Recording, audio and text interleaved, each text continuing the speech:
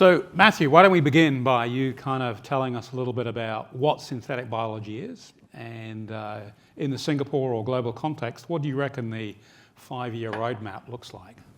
Right.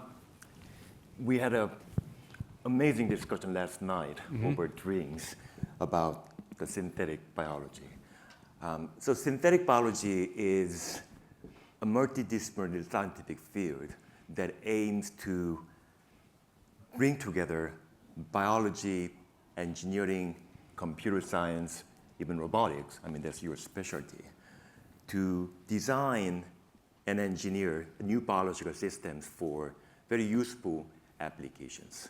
But if you actually unpack this definition from a few different angles, we can come to the realization that synthetic biology is really about the making the process of biological design and engineering more systematic and more predictable and cheaper and faster.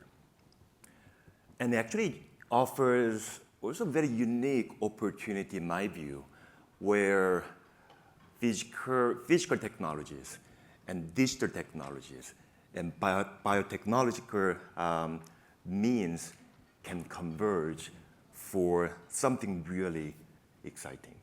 Yep. What is your view, I mean, as an engineer? So, I mean, the first thing I always like to say is, as an engineer, I'm pleased that biology has matured into engineering. Where it becomes something that is more systematic, where we use it as building blocks and many other things.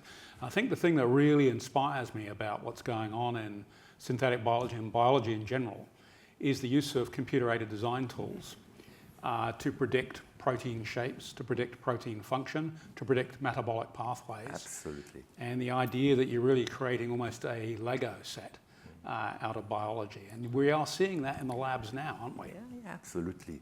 So the field was, as you may know, founded a couple of decades ago based on the premise that biology is fundamentally programmable. So DNA was identified in 1869. Yep. And the structure of DNA was elucidated in 1953. Now we have a very good understanding of the operating system of the living cells. And in 1970s, a group of scientists developed a technology called recombinant DNA technology. So for past 50 years, amazing scientific progress has been made surrounding the DNA recombinant technology and also genetic engineering. In particular, our capacity and also our ability to read, edit, and write a DNA has been accelerating for the past couple of decades. One example is as follows. The human genome sequencing cost more than $1 billion about 20 years ago. And this project took about 10 years. But in 2024, now, the sequencing human genome costs less than $1,000. And actually, it can be done within a day. What this allows is the generation of the big biological data. You just touched upon using AI for biological design and engineering. And one of the reasons that we can now talk about coupling AI and biological engineering and synthetic biology is that we can access the large amount of biological data in a very, very efficient manner. But it's also the computation. I mean, last year I visited Technology Square at MIT, Moderna on one side, a Lighthouse Accelerator on the other, and there's this kind of mixture of RNA and synthetic biology and so on. And what was notable was in the accelerator, there are all these wet rooms, and then there's all these computers. And actually, nobody was in the wet rooms. Right. Everybody was on a computer. And you go to Moderna, and their IP is not in making vaccines, it's in the computer-aided design of RNA to construct particular types of proteins.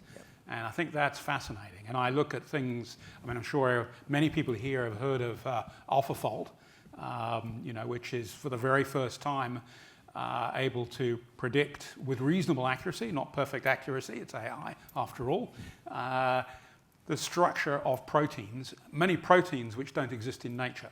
And I think that's fascinating, because once you can go from RNA or DNA to predicting a protein shape, you can go to going from the shape to designing the DNA that will produce the protein that you want. And I think, first step, yep, drugs. Second step, structures. Third step, systems. And fourth step, protein machines. Absolutely. We are going to be building, not going to be building, robots, we're going to be growing robots. Yep. So if you think about how biology is structured, sequences of DNA and sequences of proteins are linear, like text. So we can easily envision applying a lot of AI and machine learning algorithms to biological design and engineering. Yep. So what I can predict is, with confidence, that biological engineering and synthetic biology are becoming generative biology. Yep. We can use biological data. We can use AI and machine learning to design proteins, enzymatic pathways, and also, to some extent, entire genomes as well, so that we can give living systems functions and also functionalities that we need for specific applications. And another point I just want to highlight is that even though a lot of emphasis has been placed on designing and engineering aspect of biological engineering when we talk about synthetic biology, but synthetic biology ultimately aims to make the engineering of biology faster and cheaper. And because of this reason, the scientific community of synthetic biology have been devising very interesting strategies to develop various tools. Yes. One of the tools, of course, is CRISPR, Yes. by which we can efficiently edit genomes in living systems. But at the same time, as I mentioned earlier, we can now read and write the DNAs in a more efficient manner. And one of the projects that I ran as part of the international consortium, as you know, rewriting one of the chromosomes of yeast microbes. So yeast actually has been used for thousands of years for food making, beer, wine that we enjoyed last night, and also bread, all products of yeast biotechnology. Now actually we can redesign the entire chromosomes so that we can give yeast strains a very specific cellular functionalities. Yeah. Look, I mean, the story for synthetic biology, when I look back, feels very much like the story almost for semiconductors, right? I mean, we have worked out a lot of the physics, the biology in synthetic biology's case, but we now have the tools, the knives, the hammers, the spanners to kind of make things and cut things up and reassemble them. And so we have basic, transistors is what I would call them now. The proteins are transistors of the biological world. Right. And now there's an opportunity to build, I guess, first the chips at small scale, amplifiers and things like that, which are really the structures of biology. And we know we can see those in plants and animals and that sort of thing. But also I think the opportunity to really begin to think of this as a proper engineering problem and say, what new machines can I build? What new materials and everything else? I mentioned to you the other day when I was chief scientist in the Ministry of Defence in London, we actually had a project which was using synthetic biology to grow armour for tanks. Armour which basically would kind of self-heal, which brings you a whole different perspective as to where materials science and mechanisms would go. Do you see that kind of thing? Do we need more tools? Do we need to build bigger engineering? Do we need foundries? What's the next 5 years in this? we need more tools, that's for sure. Yeah. And we need a better infrastructure because eventually we have to scale synthetic biology. Yep. And we don't have, in my view, proper infrastructure in place to enable scalable bioeconomy and biomanufacturing. So synthetic biology always aims to offer scientific community an array of tools. And some of the applications that we can talk about. For the chemical industry, we can now engineer microbes to use carbon dioxide for chemicals production and also materials production. So we can use biomanufacturing for decarbonization as well as the chemicals production and manufacturing. For healthcare, there are so many applications. mRNA vaccine, its development was accelerated by some of the tools that synthetic biology community developed earlier. CAR T, we can use our immune system and we can engineer them. We can give them some new functions and we put those engineered immune cells back into our body so that our body can fight cancer in a more effective. I think that's an interesting one. I mean, again, we work with a company that's out of Boston who's now based in Sydney as well. And they have, using again, CAR T therapies, but they package them in, RNA packages with a header and a footer and a piece of Lego, and they've knocked them together with CRISPR. And it feels, again, computer-aided design of these sort of mechanisms. And again, and I think the thing that's sometimes lost on general audience is proteins are very much mechanical things. They have shape, and it's their shape that forms their function, and you can genuinely use them in interesting different ways. Right. And also, another fascinating aspect of that scientific advancement is as follows. So now we can envision deploying synthetic biology for personalized medicine as well. I mean, all this workflow of biological design and engineering can be decentralized to some extent. Some groups can design biological systems, and some other companies or research groups can focus on building the biological systems when the genetic information and genetic design information becomes available. So I wonder again, I mean, we've funded a synthetic biology foundry here, as you know, up at Macquarie. Right. But I wonder whether, you're going to see like you do in semiconductors, the big semiconductor companies, NVIDIA and so on, they don't make anything. They design things. And the tools are all about the design and how to apply it. And then you outsource to foundries that basically can make things in different kinds of ways. Are we getting to that kind of, when will we get to that kind of scale, I guess? Do you know what I mean?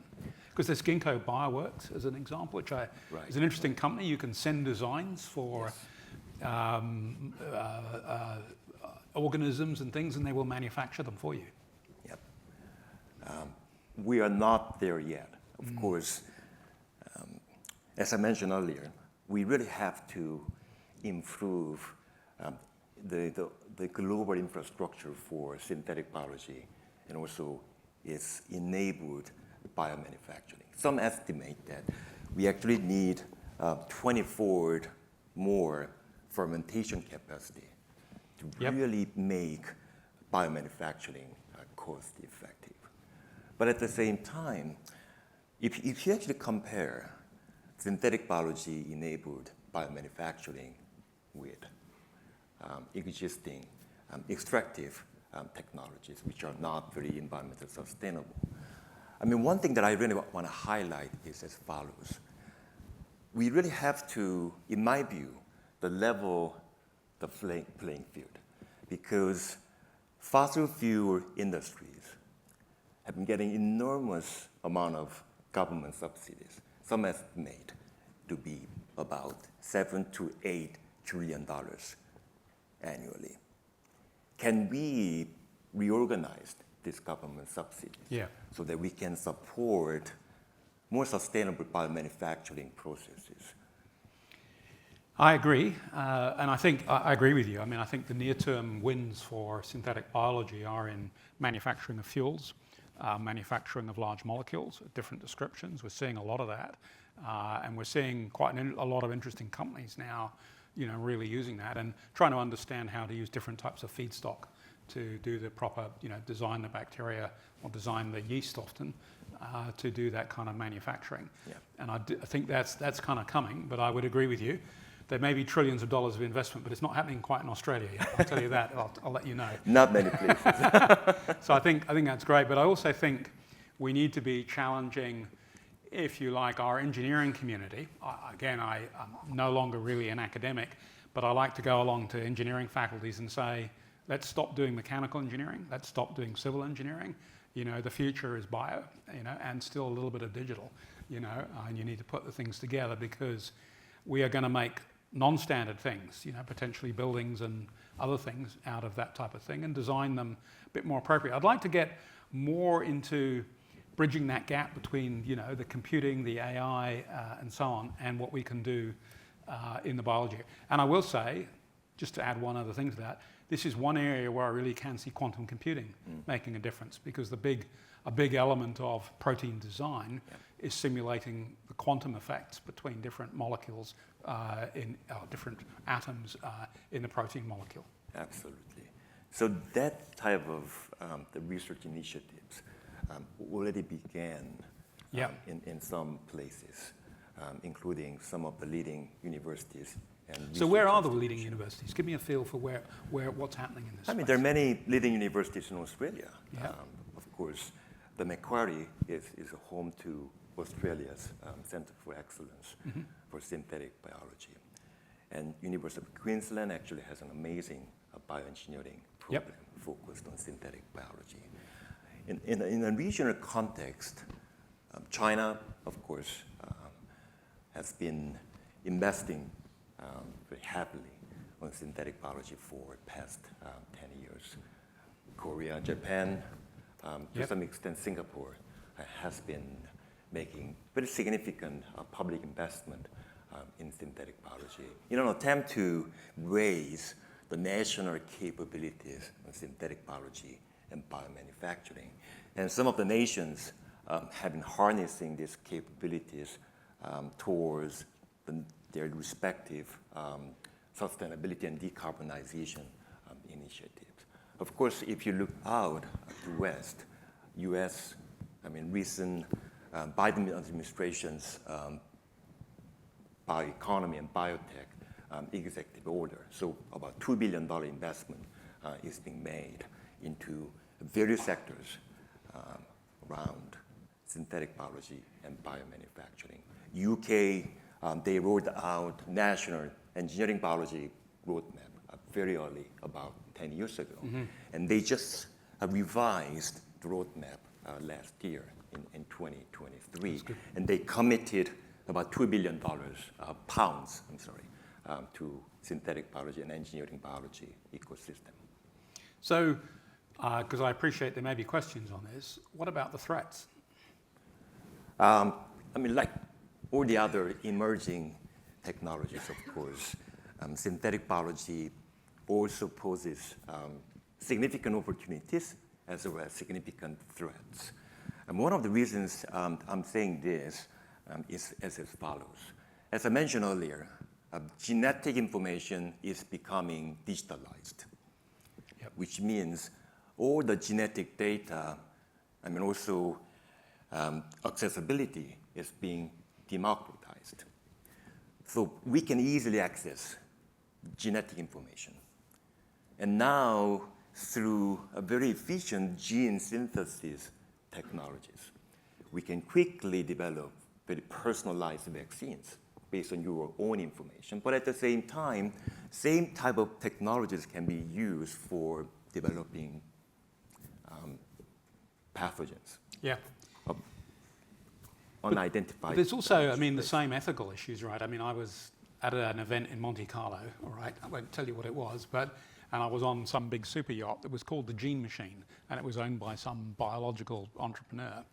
And they were spending their time simply trawling the Mediterranean for stuff in the ocean and sequencing it, and then effectively patenting all the stuff they sequenced and using it to basically flog chemicals and everything else. So there's a kind of data stealing thing, or I don't think that's quite the right word, but this kind of unregulated way that they're approaching it, in the same way that we sometimes feel we have challenges in the AI area as well. Right.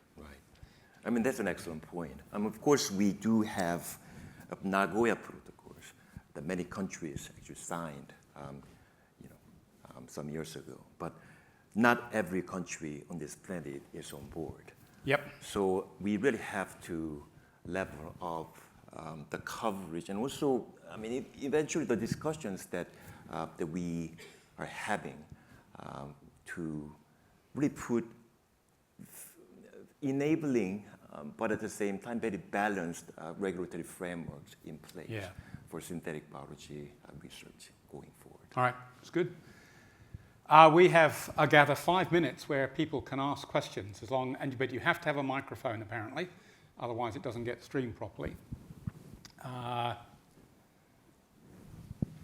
No questions, it's all obvious. Go for it. Down this end.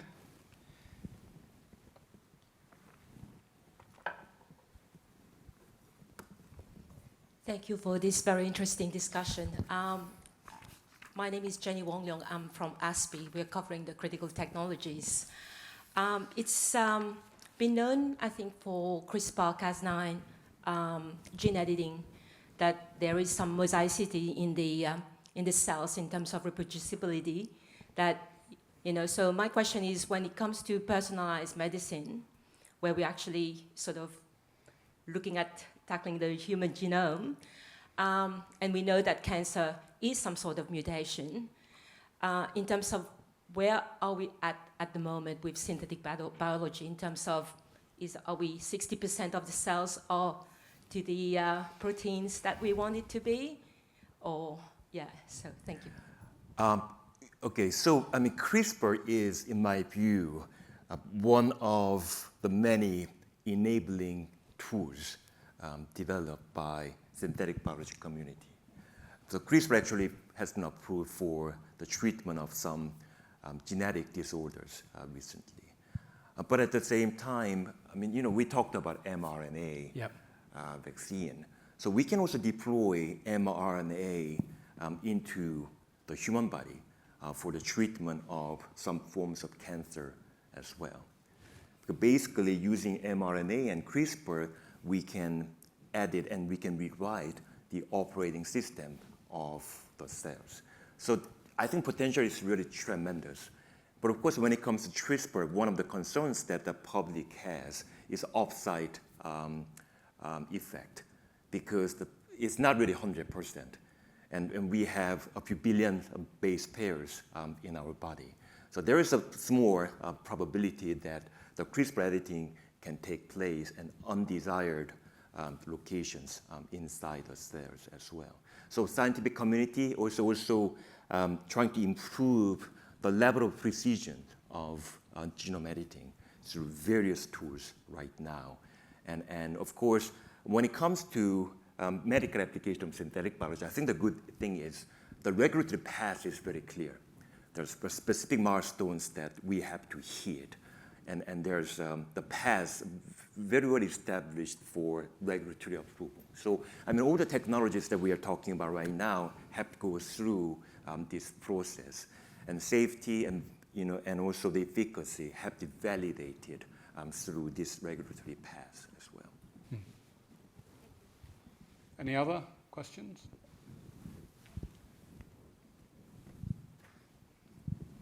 Hi, thanks for a fascinating discussion.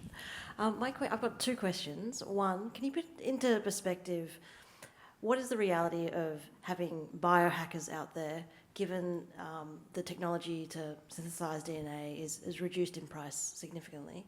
My other question is, here you were talking about self-healing armor, and my question's about supply chain. So, now that we can build these things, does this help out our supply chain where you can build it where you are? So I might briefly comment on the first one. It's out there. I think we met someone earlier, schools buy kits, with CRISPR in it and edit genes and build new bacteria. They have competitions to do that, right? So what could possibly go wrong?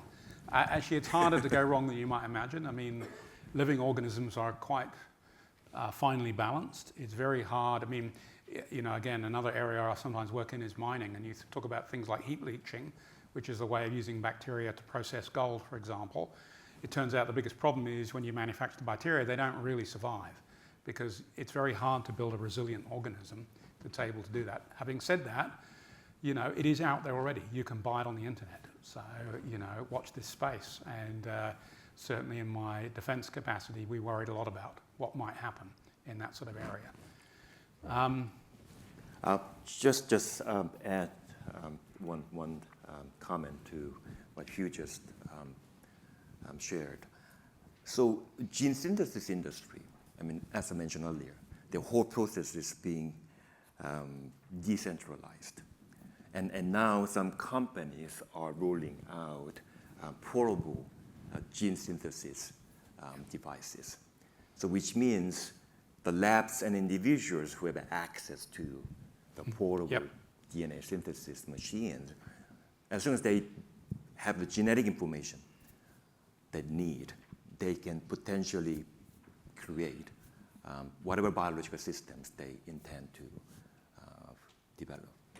But at the same time, gene editing, of course, can be used for redesigning and engineering biological systems. But as I mentioned earlier, the true threat, in my view, can also originate from our own ability to rewrite the entire chromosomes.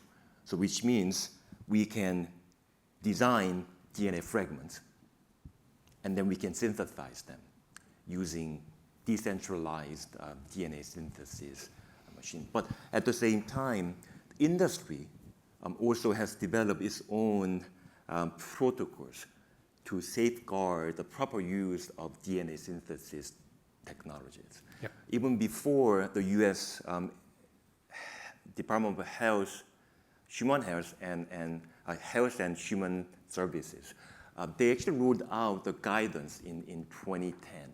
But even before 2009, the group of companies specializing in DNA synthesis, they already developed their own guidelines so that they can screen genes ordered by individuals and research labs. And in this manner, they can protect and also safeguard the proper use of DNA synthesis technology. Yeah. Last year, we're over time. The US HSS, they updated this guidance, and all industry players have to follow this guidance. So I'm going to close by answering your last part, all right? I think what people, I mean, you know, I come from a robotics digital background, and I think in the last 2 or 3 years as I've been learning about this new field and trying to work in this new field, I've realized that synthetic biology and biology itself will replace digital. You know, I would argue that a decade, 15 years from now, we will wonder why we ever worried about AI and computing and NVIDIA, because basically everything will be manufactured with biology. And I will leave that thought with you. Thank you.